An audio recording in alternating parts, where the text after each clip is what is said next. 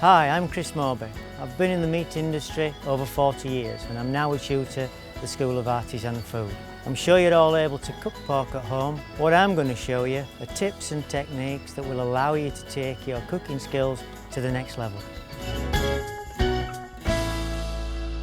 This video will show you how to brine a ham. The joint of meat that I'm using is a full leg of pork. This has been fully deboned and trimmed.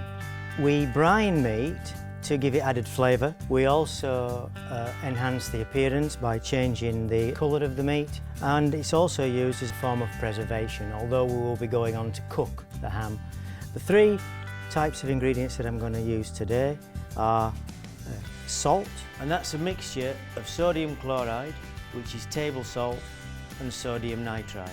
If you don't add nitrite to your brine, you won't get that lovely pink colour that we all associate with cooked, cured ham.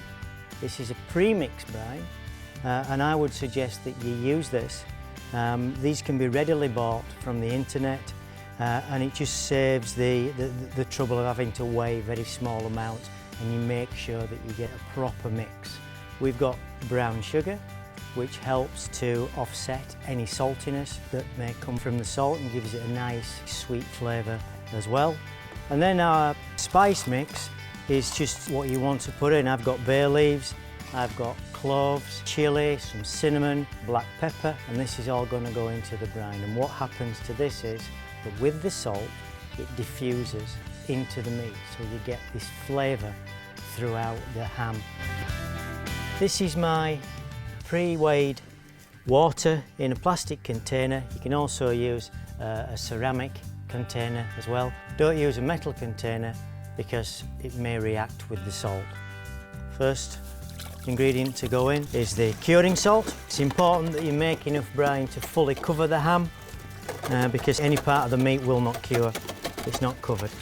So that's the salt dissolved, and now the sugar. You could use maple syrup if you wanted, you could use honey, you could use dark sugar. It helps with the flavour, but it also, if you were to be roasting the ham, it would help give the lovely deep brown colour when you come to roast the ham off. Okay, so that's fully dissolved. Now I'm going to take a portion of this and I'm going to boil it up with the spices. And what that does is it releases the aromatic oils, which will intensify the flavour, and that flavour will then go through into the ham.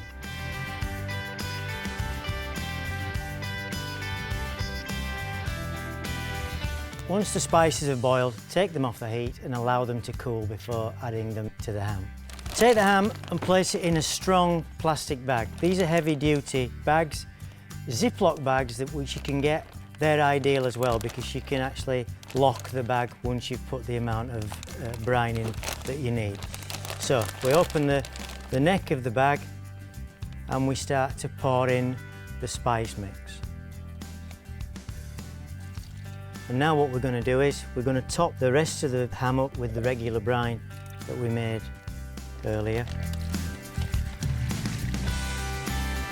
ensuring that the ham is fully covered.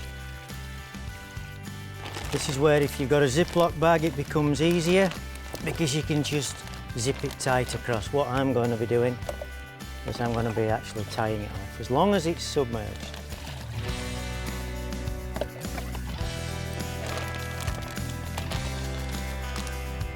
So now I'm going to tie the bag up to make sure that the ham is fully covered in the brine.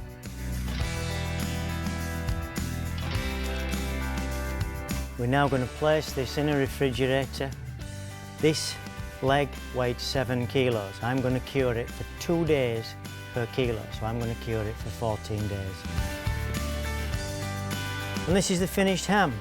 Simply remove it from the bag and you'll see that the colour has changed significantly. It's a lovely deep, almost a cherry red colour. This is now ready for cooking.